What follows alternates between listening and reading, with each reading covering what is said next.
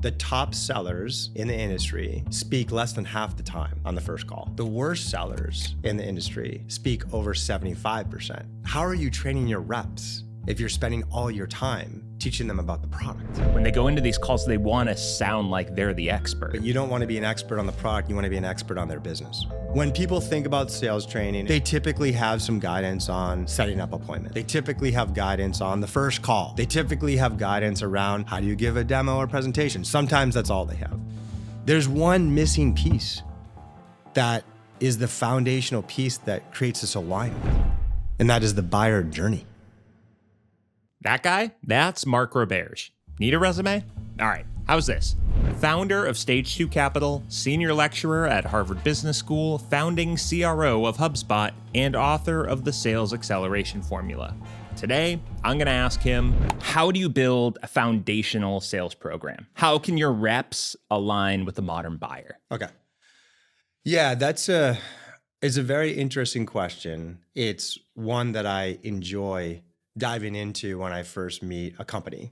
And one of the first questions I ask, which throws people off, is what % of your sales training is focused on your product versus your buyer?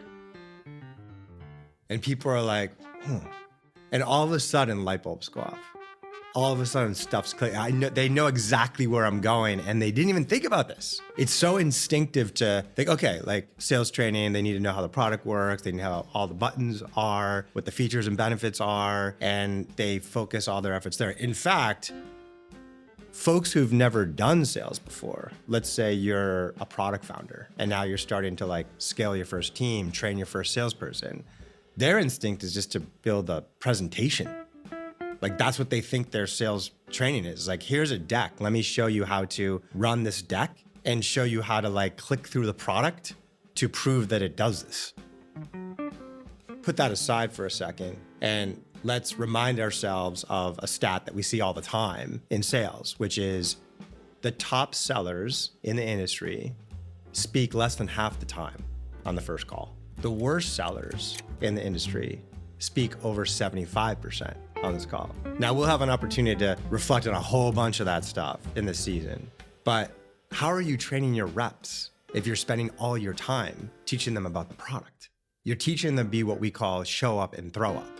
You're teaching them to perform like the bottom reps. It's like, hey, I just went through sales training. I learned everything about the product. Let me show off to you how much I know about the product, all the buttons, what they do, etc. And you lose complete grasp of what a top seller should do, which is just focus on the buyer. So that's the first major mistake that folks make there. But my guess is that salespeople, when they go into these calls, they want to sound like they're the expert about the product. Like, I know the product, that's why they want to talk so much. But you're saying like, you need to find a balance between that and like hearing what a problem is. It's a great question, but you don't want to be an expert on the product. You want to be an expert on their business. People don't really care. They care a lot more that you're going to fix their problems with your product than they know everything your product can do. And so that's like the big common pothole that folks make when they think about their sales training program. Okay, so now let's reframe this and say, yeah, of course, folks need to come out of training knowing what the product does. They probably honestly don't need to know what every single button does. But what's way more important is that they can empathize, relate, understand the buyer's perspective, their business, their problems, how they think about them, what they're worried about, what they might have tried, what they want, how they measure success. So the foundation of a great sales training program is not like the features and benefits of your product. It's not like a deep understanding of everything your product does.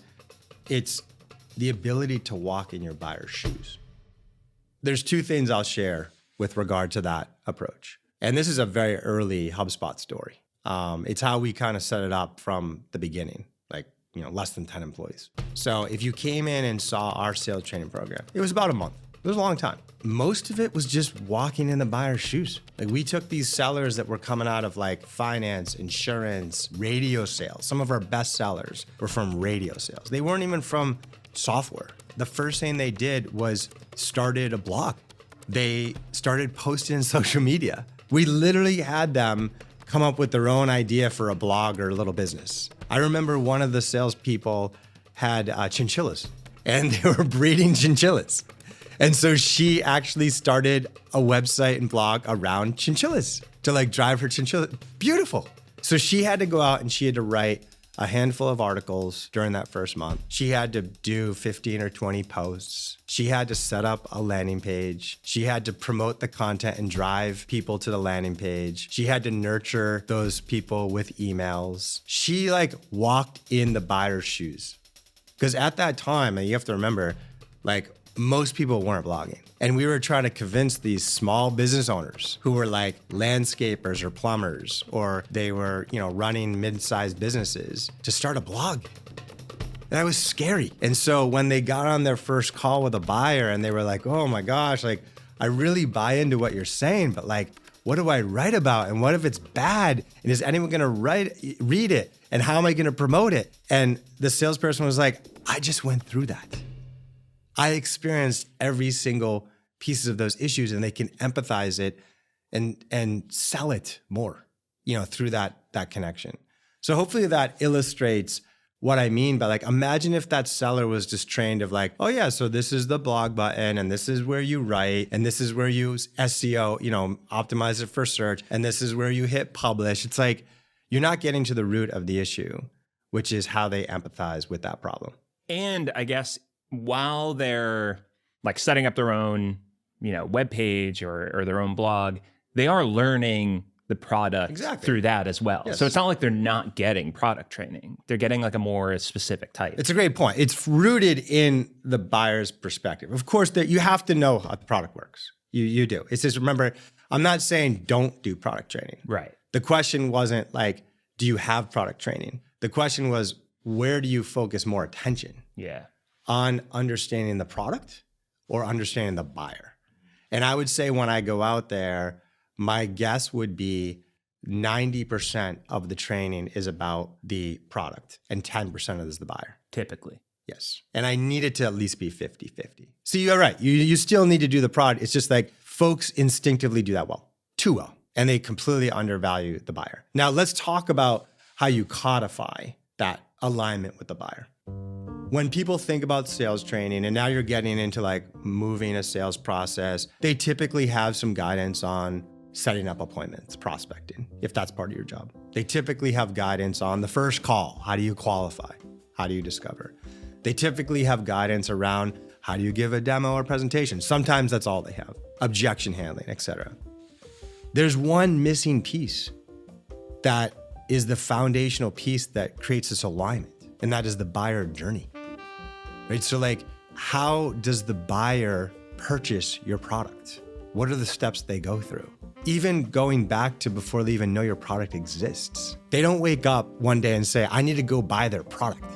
They wake up one day and say, I need to solve this problem. I need to pursue this opportunity. And that leads them to evaluating solutions that lead them to finding your product potentially. Okay, so the underpinning piece to that whole sales training model is the buyer journey. And that, a simple version of that, awareness, consideration, decision, success. That's the process they go through, right? So at the awareness stage, what are their common problems as buyers? What are the common opportunities that they're trying to pursue? Like in the early HubSpot days, it was the way we're generating demand isn't working. We're not where the buyers are. It wasn't like we need to go find, buy HubSpot. It was just like, we're not driving sales as fast as we need to. Those were the common problems they had. And then considerations like, how are we going to solve that? We're going to hire more salespeople. We're going to hire a sales consultant. We're going to take out ads. We're going to buy an email list. We're going to do more shows. We're going to write content.